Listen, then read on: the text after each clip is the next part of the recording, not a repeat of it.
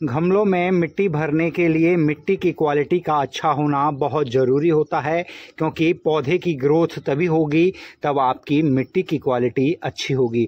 तो हमने दो हिस्से, ये जो पीली मिट्टी होती है ये थोड़ी सी बालुई मिट्टी होती है, इसका प्रयोग किया है। और इसमें एक हिस्सा वर्मी कंपोस्ट और एक हिस्सा आपकी कोकोबीट्स, तो इसमें हम इनको मिक्स कर देते हैं।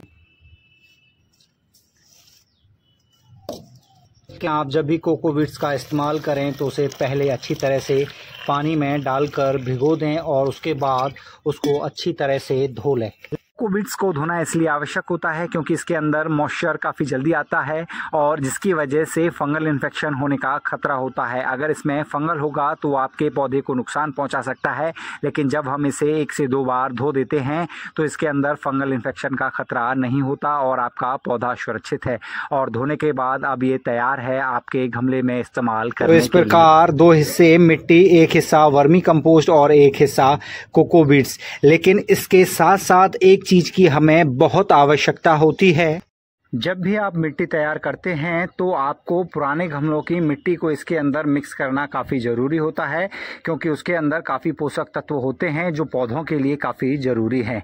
हमें इसमें कोई भी कोकोबीट्स या वर्मी कंपोस्ट को बढ़ाने की आवश्यकता नहीं होती, क्योंकि पहले से ही ये मिट्टी तैयार होती है। अब हम इसको मिक्स कर देते हैं इसके अंदर। तो आप देख सकते हैं ये पुरानी मिट्टी है और काफ़ी अच्छी मिट्टी है। इसमें पहले से जब पौधा लगा होता है तो इसमें काफ़ी पोषक तत्व होते हैं जो पौधों को काफ़ी फायदा करते हैं। आप देख सकते हैं जब हमने पुराने गमले की मिट्टी इसमें डाली तो इसमें अंदर की तरफ से ये चींटियाँ निकली हैं, लेकिन जब चींटी निकली हैं तो हमें किसी भी जीव की जान नहीं लेनी चाहिए। तो अब हम इस मिट्टी को यहीं की यहीं कुछ घंटों के लिए छोड़ देते हैं ताकि इसमें से सारी चींटी बाहर निकल जाएं और उसके बाद हम अपनी मिट्टी तैयार करेंगे। आप देख सकते हैं ये जो हमारी मिट्टी है ये प्योर ऑर्गेनिक मिट्टी है। आप देख सकते हैं इसके अंदर ये केंचुए आपको नज़र आ रहे होंगे। जो हमारा पुराना गमला था उसके अंदर केंचुए निकले हैं और ये केंचुए नहीं, ये मिट्टी का सोना होता है। इसको हमेशा अपने गमलों के अंदर रहने दें। आप देख सकते हैं ये हमारे गमले की मिट्टी है और ये मिट्टी काफ़ी अच्छी है, काफ़ी पोषक तत्वों से भरी हुई है। आप जब भी कोई गमला तैयार करते हैं तो उसमें आप पुराने गमलों की मिट्टी को ज़रूर डालें, क्योंकि उसके अंदर काफ़ी पोषक तत्व होते हैं जो पौधों के लिए काफ़ी ज़रूरी होते हैं। तो चींटियाँ निकल चुकी हैं, उसके बाद हम अपनी मिट्टी को मिक्स करते हैं।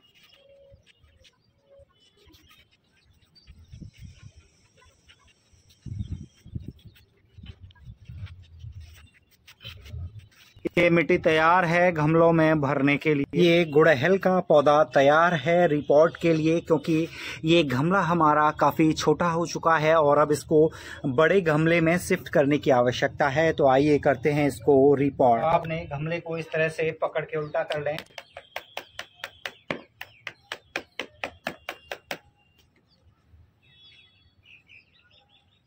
आप देख सकते हैं ये हमारा गमला बाहर हो चुका है इस पौधे से और आप देख सकते हैं इसके चारों तरफ जड़ें हैं। हमने आपको पहली वीडियो में बताया कि जब भी आप रिपोर्ट करें तो आपको ये मिट्टी हटा देनी है, लेकिन वो वीडियो हमने नर्सरी वाले पौधों के लिए बताई थी, क्योंकि उसमें नर्सरी वाले चिकनी मिट्टी का इस्तेमाल करते हैं जो आपकी रूट्स को डेवलप नहीं होने देगी, इसलिए उसे हटाना जरूरी होता है। लेकिन ये आपका पुराना गमला है, आपके घर का गमला है, इसके बगल से मिट्टी हटाने की आवश्यकता नहीं होती। तो हमने जरा जरा सी मिट्टी और हल्की हल्की सी जड़ों को हटाया है, ना के बराबर।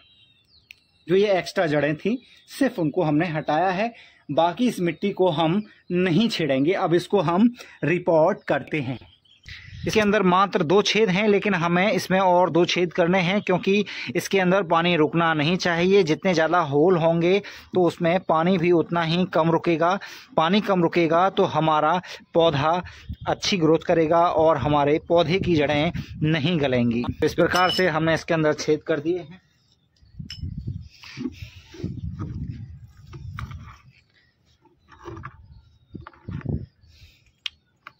छेद करने के बाद इनके ऊपर मिट्टी के जो घड़े होते हैं उनके टुकड़ों को रख देंगे ताकि ये छेद मिट्टी से बंद ना हो और आपके गमले से पानी बाहर होता रहे। इसके बाद अगर आप पर इस प्रकार से कोई भी सूखे पत्ते हों तो आप इसके नीचे पत्तों को भी इस प्रकार से बिछा सकते हैं।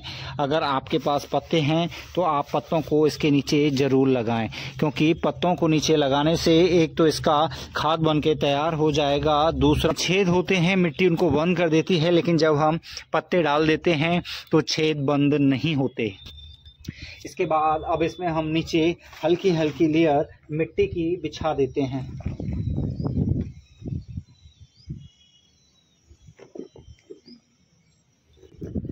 ये हमने एक लेयर मिट्टी की बिछा दी है। इसके बाद जो हमारा पौधा है उसको इसके अंदर हम रख देते हैं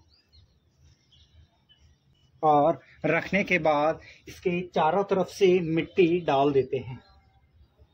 चारों तरफ मिट्टी डालने के बाद थोड़े गमले को खाली छोड़ना है ताकि इसमें पानी भी डाला जा सके। दूसरा, जब आपको इसमें खाद डालने की आवश्यकता होगी तो इसके अंदर खाद भी आ सके, तो इसलिए इसको 1 से 2 इंची आप इसको खाली छोड़ दें। तो गमले में मिट्टी कम से कम 2 इंची नीचे रखें ताकि आपको खाद और पानी डालने की आवश्यकता होती है। इसके बाद जो हमारी मिट्टी का सोना था, केंचुए जो आप देख सकते हैं मेरे हाथ में हैं, ये केंचुए हैं और अब हम इन केंचुओं को इनका स्थान देते हैं। अब ये गमले की मिट्टी के अंदर समा जाएंगे और ये आपकी मिट्टी को सोना बना देंगे। छांव में रखने के बाद इसमें अब हम अच्छी तरह से पानी भर देते हैं।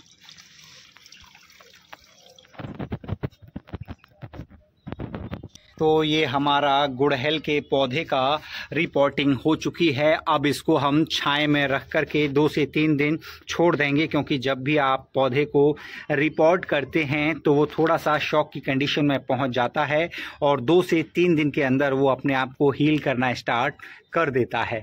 अगर आपको हमारी ये जानकारी अच्छी लगे तो हमारी इस वीडियो को ज़्यादा से ज़्यादा लोगों में शेयर करें ताकि टेरेस गार्डनिंग करने वालों को नई नई जानकारियाँ मिलती रहें।